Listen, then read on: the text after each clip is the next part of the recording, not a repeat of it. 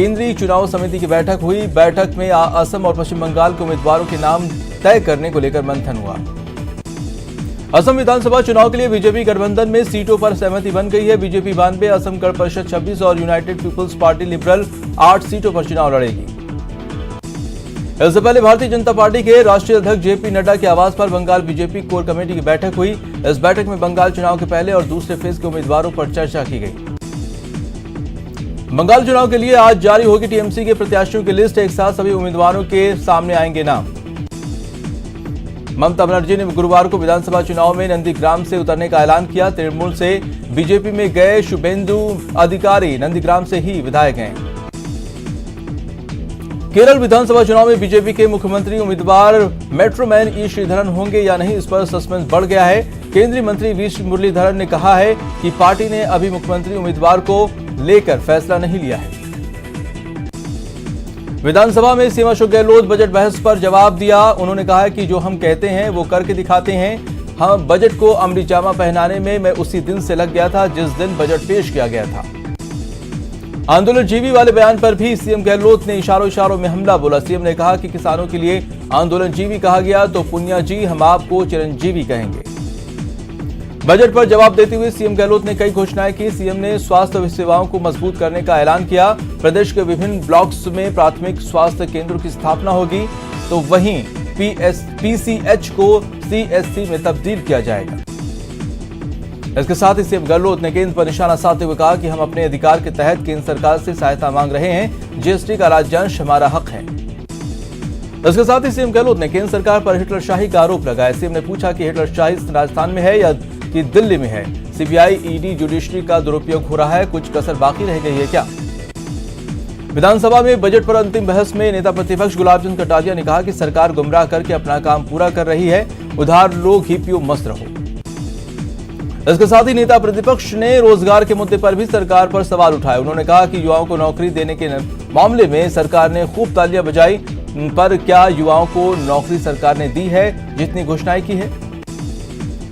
CM के Greta Thunberg वाले बयान पर बीजेपी प्रदेश अध्यक्ष सतीश पुनिया ने हमला बोला है। पुनिया ने कहा कि मुख्यमंत्री देश में अराजकता फैलाने वालों का महिमा मंडन कर रहे हैं और इसके लिए विधानसभा के मंच का इस्तेमाल कर रहे हैं।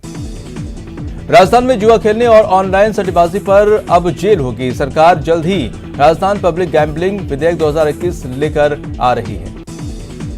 आयकर विभाग ने बॉलीवुड अभिनेत्री तापसी पन्नू और फिल्मकार अनुराग कश्यप समेत अन्य फिल्मी हस्तियों से जुड़े परिसरों पर लगातार दूसरे दिन छापेमारी की। आयकर सूत्रों ने बताया कि छापेमारी के दौरान कुछ लॉकरों को आयकर विभाग ने सीज कर दिया है। इस कार्रवाई पर सीबीडीटी ने कहा है कि 300 करोड़ के कथित संदेहास्पद रकम के बारे में अधिकारी जवाब नहीं दे पाए हैं। सीबीडीटी ने कहा है कि 5 करोड़ कैश के लेन देन और 20 करोड़ रुपए के बोगस लेन देन का भी पता चला है। सीएम अशोक गहलोत आज कोविड वैक्सीनेशन करवाएंगे अपना। दोपहर 1 बजे सीएमआर में सीएम वैक्सीन लगवा सकते हैं। जयपुर में आज चिकित्सा मंत्री रघु शर्मा स्वास्थ्य केंद्रों का लोकार्पण करेंगे। सुबह 9:30 बजे ये वीसी के जरिए लोकार्पण करेंगे।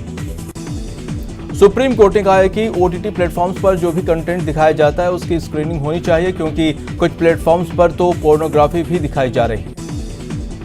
सुप्रीम कोर्ट ने केंद्र सरकार से सोशल मीडिया पर ऑनलाइन स्ट्रीमिंग प्लेटफॉर्म्स को रेगुलेट करने के लिए बनाई गई गाइडलाइन सौंपने को कहा है। सुप्रीम कोर्ट ने अमेजन की क्रिएटिव हेड अपर्णा पुरोहित की अग्रिम जमानत अर्जी पर सुनवाई के दौरान ये बात कही। पीएफ के दायरे में आने वाले देश के करीब 6 करोड़ कर्मचारियों के लिए राहत की खबर है। पीएफओ ने वित्त वर्ष 2020-21 के लिए ब्याज दरों में कोई बदलाव नहीं किया है, यानी आपको 8.5% की दर से ब्याज मिलता रहेगा। ईज ऑफ लिविंग के मामले में देश के महानगरों में बेंगलुरु सबसे बेहतरीन है और कम आबादी वाले शहरों में शिमला नंबर 1 पर है। इस लिहाज से राजधानी दिल्ली 13वें नंबर पर है। ये बात ईज ऑफ लिविंग इंडेक्स और म्यूनिसिपल परफॉर्मेंस इंडेक्स में सामने आई है। देश में रहने के लिहाज से अच्छे शहरों में राजस्थान के जोधपुर को 21वां और जयपुर को 23वां स्थान ईज ऑफ मिला हुआ है। ईज ऑफ लिविंग इंडेक्स में राज्य के सर्वे वाले 5 शहर टॉप 50 में शामिल हुए। दौसा हॉरर किलिंग मामले में पुलिस ने 7 लोगों को गिरफ्तार किया है, जिसमें पिंकी के पिता और मां भी शामिल हैं। दौसा में एक शख्स ने अपनी ही बेटी की हत्या कर दी। घटना रामकुंड इलाके की है, जहां एक शख्स ने अपनी प्रेमी के साथ रह रही बेटी की हत्या कर दी। दादे की 16 फरवरी को लड़की की शादी हुई थी, लेकिन उसके बाद 21 फरवरी को लड़की अपने प्रेमी के साथ भाग गई। इस मामले पर हाई कोर्ट ने पुलिस को लड़की और उसके प्रेमी की सुरक्षा के निर्देश दिए थे। श्रीगंगानगर के श्री विजयनगर कस्बे के परशुराम चौक पर दो गुटों में जमकर लात घूंसे चले। दोनों गुटों के बीच हुई मारपीट का वीडियो सोशल मीडिया पर जमकर वायरल हो रहा है। अजमेर में जीआरपी थाना पुलिस ने रेलवे स्टेशन से एक संदिग्ध के पास से 5 किलो गांजा बरामद किया है।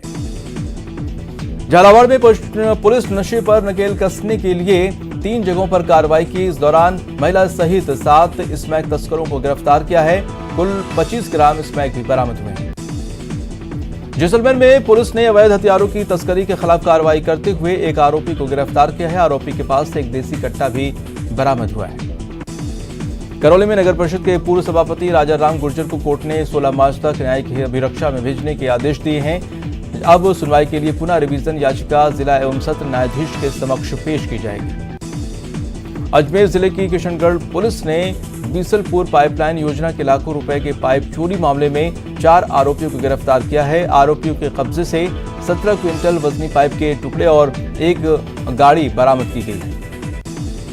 अलवर जिले के एनईबी थाना पुलिस ने दाऊदपुर इलाके से प्रतिबंधित दवाओं के साथ एक आरोपी को गिरफ्तार किया है। पुलिस ने आरोपी सनी अरोड़ा के खिलाफ मामला दर्ज कर जांच शुरू कर दी है।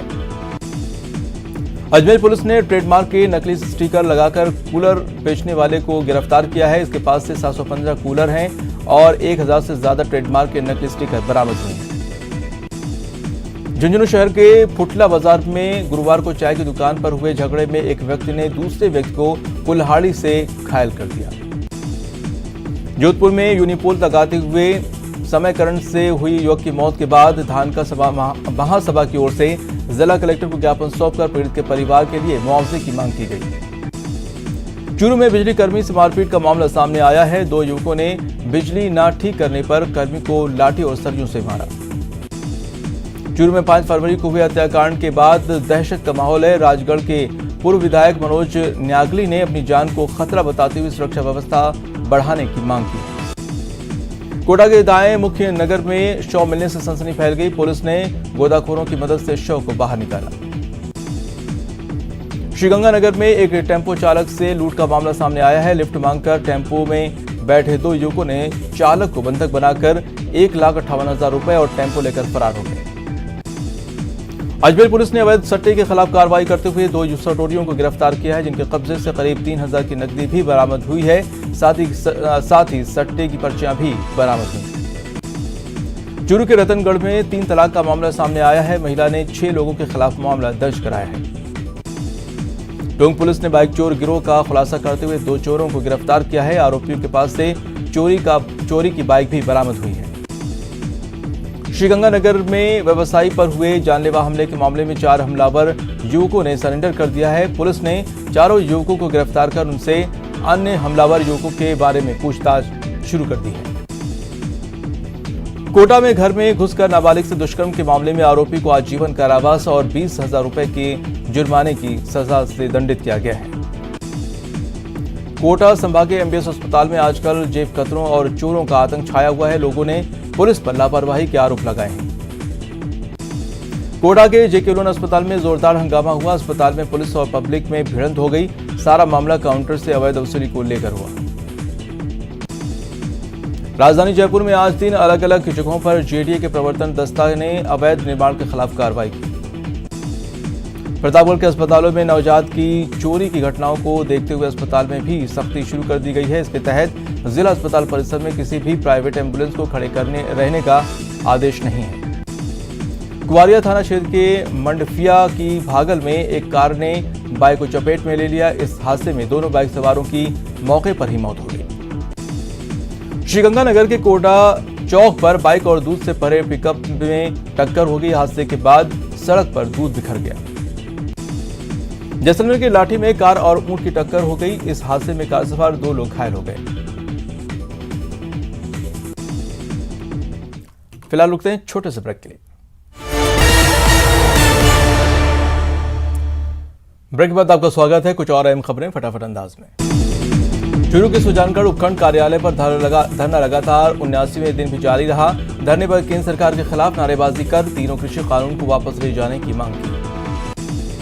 किसानों की समस्याओं के निवारण की मांग को लेकर हड़ौती मालवा किसान महासभा के पदाधिकारी झालावाड़ मिनी सचिवालय पहुंचे। उन्होंने जिला कलेक्टर से बात की और अपनी मांगों का ज्ञापन सौंपा। जयपुर में हटवाड़ा सब्जी मंडी चौराहे पर सीपीआईएम ने पेट्रोल डीजल की बढ़ती कीमतों को लेकर विरोध प्रदर्शन किया। श्रीगंगानगर में पेट्रोल डीजल और घरेलू गैस की बढ़ती कीमतों से परेशान होकर माकपा और कामरेड ने विरोध प्रदर्शन किया। कोटा में कांग्रेस कार्यकर्ताओं ने केंद्र सरकार के खिलाफ बढ़ते पेट्रोल डीजल घरेलू गैस के दामों के विरोध में प्रदर्शन किया। घरेलू गैस के सिलेंडरों के दामों में बढ़ोतरी के विरोध में चित्तौड़गढ़ में युवा कांग्रेस केंद्र सरकार के खिलाफ जमकर विरोध प्रदर्शन किया। अजमेर में आयुर्वेद बेरोजगार नर्सेज संघर्ष समिति ने सद्बुद्धि यज्ञ किया। उनकी मांग है कि 550 पदों पर जल्द विज्ञप्ति जारी की जाए। श्रीगंगानगर के श्री विजयनगर में अखिल भारतीय किसान सभा के बैनर तले किसानों ने अतिरिक्त सिंचाई पानी की मांग को लेकर प्रदर्शन किया। भीलवाड़ा के मांगरोप थाना इलाके में बढ़ती आपराधिक गतिविधियों के विरोध में जिला कांग्रेस कमेटी के बैनर तले ग्रामीणों ने जिला कलेक्ट्रेट पर प्रदर्शन किया। बीकानेर में अखिल राजस्थान सेवारत नर्सेज संघ ने पीबीएम अधीक्षक कार्यालय के बाहर प्रदर्शन किया और अपनी 11 सूत्री मांगों को लेकर अधीक्षक को ज्ञापन सौंपा। अलवर के वार्ड नंबर 25 में पानी की समस्या को लेकर 4 दिन से भूख हड़ताल पर बैठे स्थानीय पार्षद लोचन यादव ने अपना आंदोलन समाप्त कर दिया। कांग्रेस के कार्यवाहक जिला अध्यक्ष योगेश शर्मा ने आंदोलन समाप्त करवाया। राजस्थान बेरोजगार एकीकृत महासंघ ने नौकरी नहीं तो वोट नहीं अभियान का आगाज राजसमंद से कर दिया है। टीवी पर पहली बार आ रहा है एक अनोखा